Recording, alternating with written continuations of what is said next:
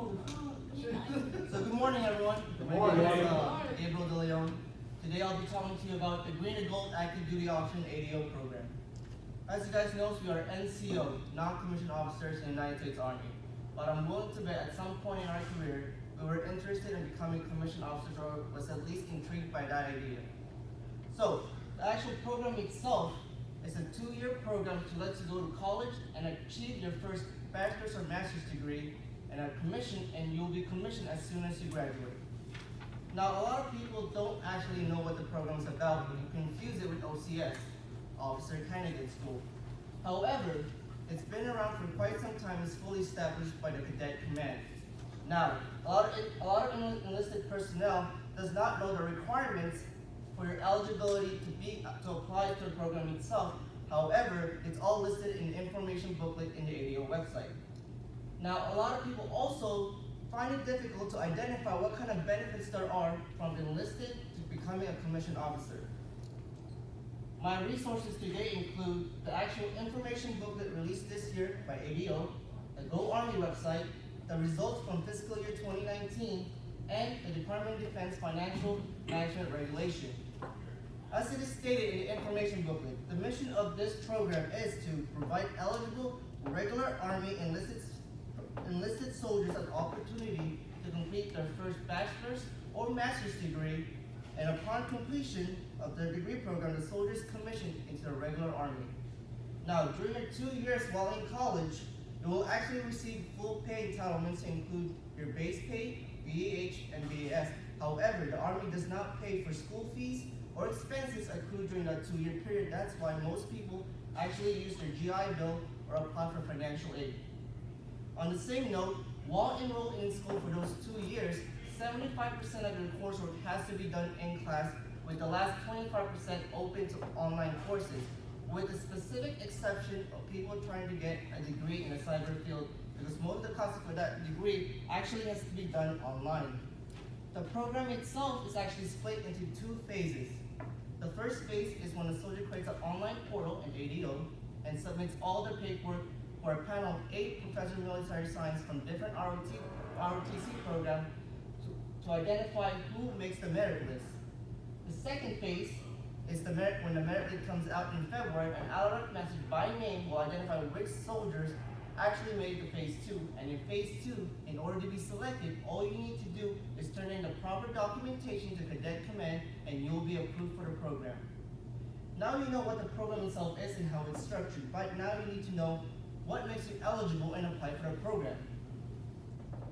The first set of eligibility requirements include being a United States citizen, able to be appointed commissioned officer, be less than 30 years old and have less than 10 years of active duty time when you're commissioned, have recommendation from your company and battalion level commands, no scheduled MOS reclassification, a minimum of 48 months left in your service contract, a secret or higher clearance, and no more than 3 dependents. Now, some of these are related to what you need to join the Army anyways, but therefore, it's already kind of checked off for you.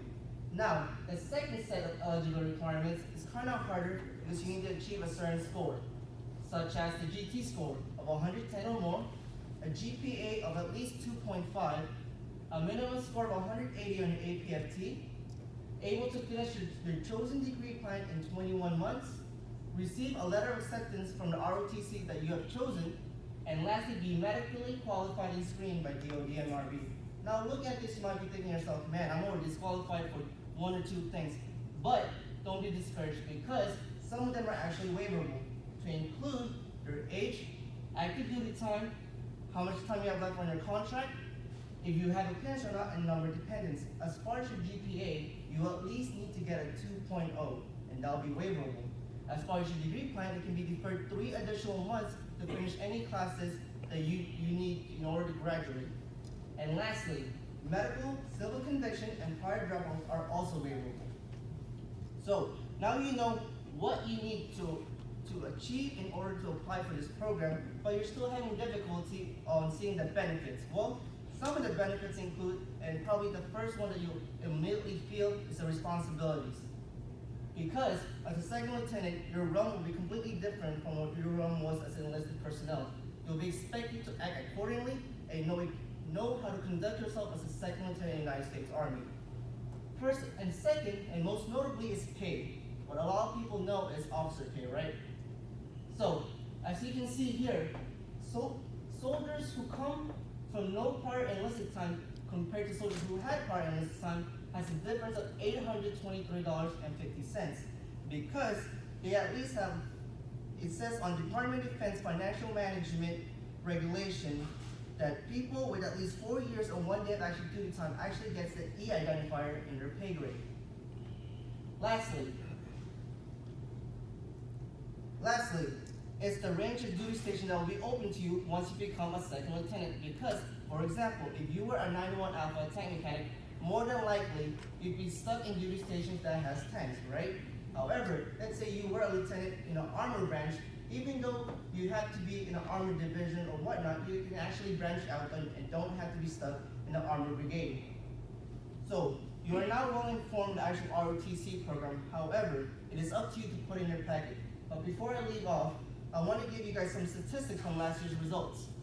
Over 3,200 applicants applied last year and created an online portal, but only 20%, about 650, actually completed and got ported.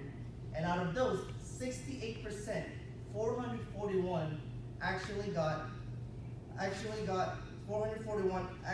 selected into the program. So, I want to leave off with saying that it's up to you to do the research, complete the packet, and submit it.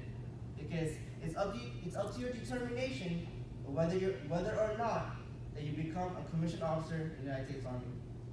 Thank you.